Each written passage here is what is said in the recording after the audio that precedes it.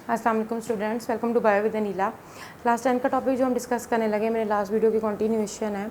हमने जिसमें पढ़ा था कि जो वेजिटेटिव प्रोपोगेशन है वो आर्टिफिशियल वेज से भी होती है, जिसको कटिंग और ग्राफ्टिंग कहा जाता है। ठीक है जी, स्टार्ट करते हैं। बिस्मिल्लाहिर्रहमानिर्रहीम। बेसिकली बेटा वेजिटेटिव प्रोपोगेशन वो प्रोपोगेशन होती है जो कि बीज के अलावा पौधा अगर कहीं से भी रिप्रोड्यूस करके अपना नया प्लांट बना रहा है उसको वेजिटेटिव प्रोपोगेशन कहा जाता है। जिसमें हम लोगों ने कटिंग कलम लगाना देखा था कि जिसमें कि प्लांट के किसी भी हिस्से को कट करके अगर मिट्टी में लगा दिया जाए तो उसे नया पौधा निकल आता है, मगर उसमें मेरिस्टेमेटिक सेल्स का होना ज़रूरी है। ग्राफ्टिंग आप लोगों ने बहुत कॉमन सुना होगा और अपने घरों में की भी होगी, जिसको पैवंदकारी कहा जाता है, जिसमें एक पौधे के ऊपर उसी सेम स्पीशी का तना जोड़ दिया जाता है, जिससे एक बिल्कुल नई डिफरेंट वैरायटी जो होती है वो आपके पास आ जाती है।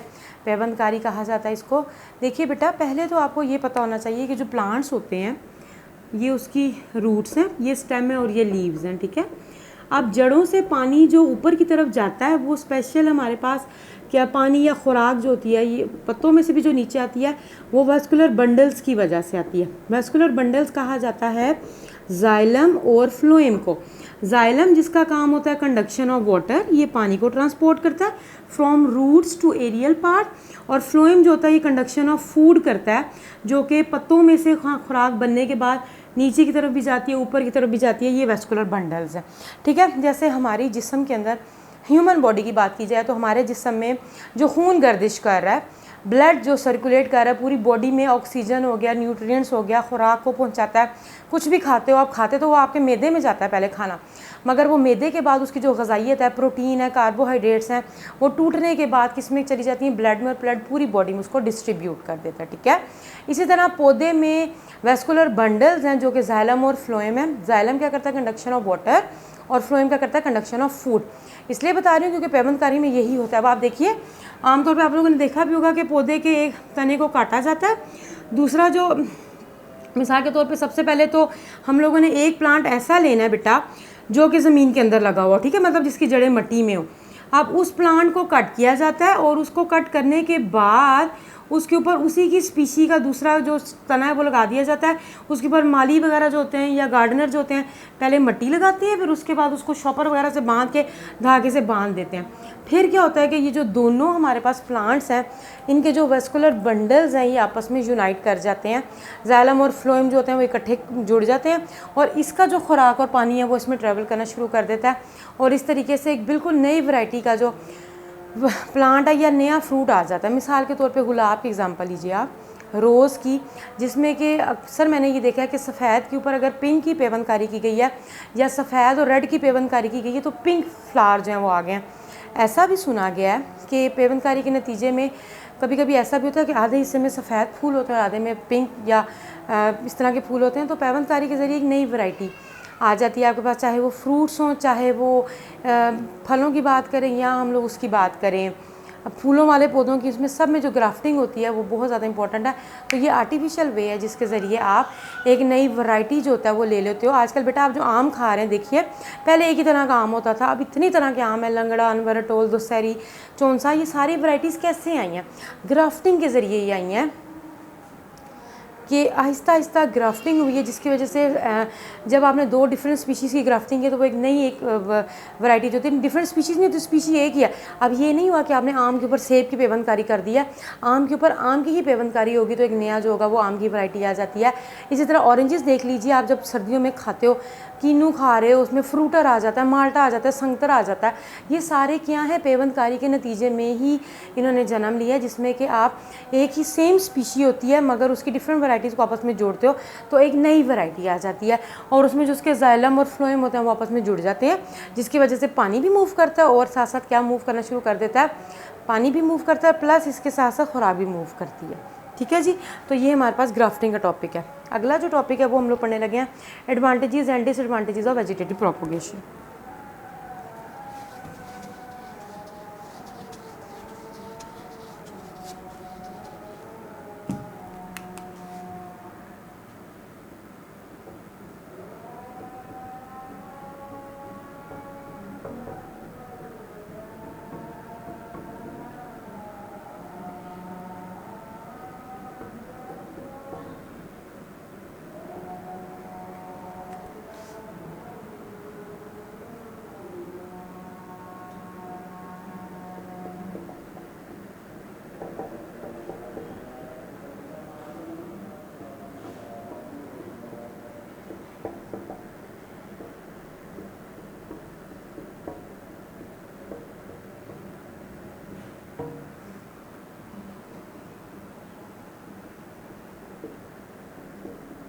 अच्छा जी, हमारे पास आ जाते हैं एडवांटेजेस और डिसएडवांटेजेस। ये पेपर पॉइंट ऑफ व्यू से बहुत इंपॉर्टेंट टॉपिक है बेसिकली बेटा। एडवांटेजेस अक्सर आ जाते हैं 2 या 3 मार्क्स के शॉर्ट में कि जो वेजिटेटिव प्रोपोगेशन है जो कि बगैर बीज की हो रही है उसके एडवांटेजेस क्या हैं, फ़ायदे क्या हैं। अब आपने इसमें आलू को जहन में रखना है, जो कि हम लोगों ने पढ़ा था स्टेम ट्यूबर में, जिसकी एग्जांपल पढ़ी थी। पोटैटो का जहन में रखिए। एडवांटेजेस ये होते हैं बेसिकली बेटा कि इसमें कोई जेनेटिक वेरिएशन नहीं आती। अगर एक आलू की फसल है तो आगे से आलू आलू आलू आलू ही उगाएगी, तो हमारे पास इसमें कोई जेनेटिक वेरिएशन ऐसा नहीं आती, जिसकी वजह से जो पेरेंट्स में बेनिफिशियल करैक्टर्स होते हैं वो सेफ रहते हैं। मतलब अगर जो हम लोगों ने पेरेंट आलू बोया था या उसकी आई का पोर्शन हम लोगों ने मिट्टी में बो दिया था, पोटैटो आपको पता है जब आप ज़मीन में बोते हो, ये मैं एग्जांपल पोटैटो इसलिए दे रही हूँ, जहन में रखो ताकि आप लोगों को इसके पॉइंट्स याद करने में आसानी हो जाएगी। इसके 5 to 6 पॉइंट्स आपकी बुक में मेंशन है। आपकी तो बुक में पैराग्राफ की सूरत में है, मगर पॉइंट्स की सूरत में करोगे तो आप लोगों के लिए आसानी हो जाएगी। इसमें जेनेटिक वेरिएशन नहीं होती, जिसकी वजह से ये होता है कि जो बेनिफिशियल करैक्टर्स होते हैं पेरेंट्स के वो सेफ रहते हैं। मिसाल के तौर पर अगर एक आलू बड़ा अच्छा खासा मोटा ताज़ा है और उसके अंदर उसका टेस्ट बहुत ज़्यादा अच्छा है, तो अगले जो पोटैटो होंगे वो वैसे ही बनेंगे।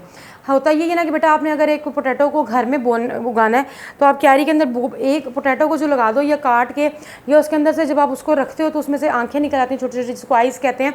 उसको भी ज़मीन में बो दोगे तो नया पोटैटो का प्लांट निकल आता है और ढेर सारे निकल आते हैं। क्यारी खोदो तो बड़े से लेकर छोटे छोटे छोटे छोटे ढेर सारे आलू आपके पास आ जाते हैं। चिप्स भी काफ़ी सारे बन सकते हैं और हांडी भी उससे बन सकती है। अच्छा, इसका ये फ़ायदा होता है कि जो बेनिफिशियल करैक्टर्स होते हैं वो सेफ़ रहते हैं, प्लस इसमें पॉलिनेशन की ज़रूरत नहीं पड़ती। पॉलिनेशन हम लोग आगे चल के पढ़ेंगे इंशाल्लाह ताला से, जिसमें कि हमारे पास क्या होता है, वैसे आप लोग छोटी क्लासेस में पढ़ के आए हो, 5th 6th में हमेशा पढ़ के आए हो कि पॉलिनेशन, जिसमें एक फ्लावर के जो पोलन ग्रेन्स होते हैं वो अपने ही फूल के ऊपर जो होते हैं वो गिर जाते हैं, स्टिग्मा पर गिरते हैं, उसको पॉलिनेशन कहा जाता है। मगर इसमें पॉलिनेशन की या बीज की ज़रूरत नहीं है, आप बस ये समझ लीजिए पॉलिनेशन की ज़रूरत इसमें नहीं पड़ती। ठीक है जी, आपने बस एक चीज़ लगा दी, उसी में से ढेर सारे जो होते हैं वो निकल आते हैं। एक तो पॉलिनेशन की ज़रूरत नहीं निकलती, और इसमें जो होता है वो रैपिड रेट होता है बहुत ज़्यादा, या रैपिड नंबर होता है, या रैपिड रेट से जो होता है वो चीज़ होती है आपके पास आ जाती है। मैंने अभी बताया, आपने अगर पोटैटो बोया है तो कुछ ही दिनों के अंदर आप देखोगे कि आपके पास ढेर सारे आलू आ जाएंगे, बहुत ज़्यादा तादाद में आ जाते हैं। ठीक है, प्लस बेटा इसका ये फ़ायदा होता है कि इसमें जो सीडलेस वैरायटीज़ हैं, बगैर बीज के आप चीज़ को जो है वो उगा रहे हो। चाहे आप लोगों ने बल्ब उगा लिया, प्याज उगा लिया, या राइजोम जिंजर की एग्जांपल ले लीजिए, तो सारे के सारे जो हैं वो सीडलेस वैरायटीज़ होती हैं। तो इसमें जो सीडलेस वैरायटीज़ हैं वो भी बड़े आराम से जो होती हैं वो उग सकती हैं। तो इसका ये फ़ायदा, ये सारे जो हैं ये हमारे पास बेसिकली क्या है, एडवांटेजेस हैं किस चीज़ के, वेजिटेटिव प्रोपोगेशन के। मगर कुछ इसके डिसएडवांटेजेस भी हैं।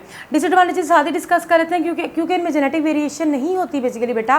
तो जब बीमारी एक पे आती है तो वो सारों ही उस पर फसल पे आ जाती है, पूरी की पूरी फसल तबाह हो जाती है। मिसाल के तौर पर अगर कीड़ा लगा है तो क्योंकि वेरिएशन तो है नहीं, तो अगर एक पे कीड़ा लगा तो वो सारों पे लग जाएगा।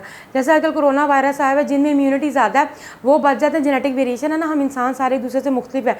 जिनमें इम्यूनिटी ज़्यादा है वो सर्वाइव कर जाते हैं या वो उस चीज़ को झेल लेते हैं, जिनमें नहीं है वो फिर ज़्यादा बीमार हो जाते हैं। तो डिसएडवांटेज वेजिटेटिव प्रोपोगेशन का ये है कि इसमें क्योंकि जेनेटिक वेरिएशन नहीं होती, इसकी वजह से क्या होता है बेटा कि जब एक चीज़ पे बीमारी आती है तो वो पूरी फसल पे फैल जाती है। अगर इनमें जेनेटिक वेरिएशन होती तो 1 या 2 बेचारे आलू बीमार होते, बाकी सारी फसल जो है वो बच जाती। तो ऐसा नहीं होता। तो ये इसका बेसिकली एक डिसएडवांटेज है कि जेनेटिक वेरिएशन ना होने की वजह से डिजीज़ होती है वो पूरी की पूरी एंटायर क्रॉप को तबाह कर देती है। ठीक है, ये हमारे पास एडवांटेजेस और डिसएडवांटेजेस किस चीज़ के हैं, वेजिटेटिव प्रोपोगेशन के। अगला टॉपिक हम लोग नेक्स्ट वीडियो में डिस्कस करेंगे। आई होप कि आप लोगों को समझ आ गया होगा आज का टॉपिक। नेक्स्ट वीडियो तक के लिए अल्लाह हाफिज़, दुआ में याद रखिएगा।